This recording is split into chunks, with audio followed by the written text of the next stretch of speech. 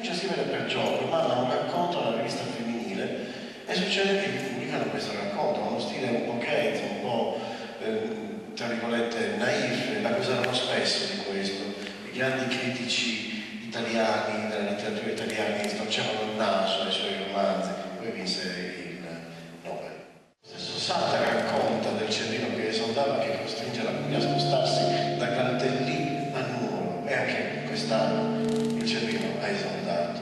Ed ecco, comincia l'immagine con Efis che guarda a Soscoligaroli, come diciamo noi, nel Campidano, al tramonto del sole, guarda l'argine su cui lui ha lavorato, la parte che si avvicina al poderetto dove lui vive da più di 30 anni.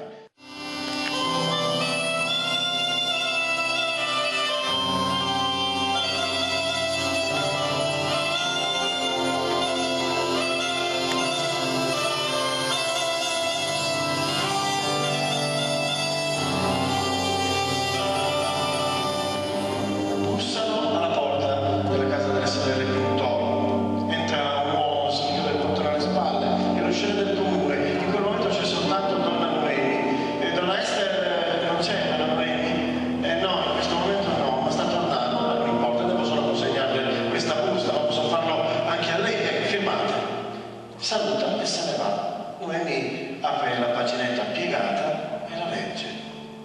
Caterina Calla, Callina, Casalina.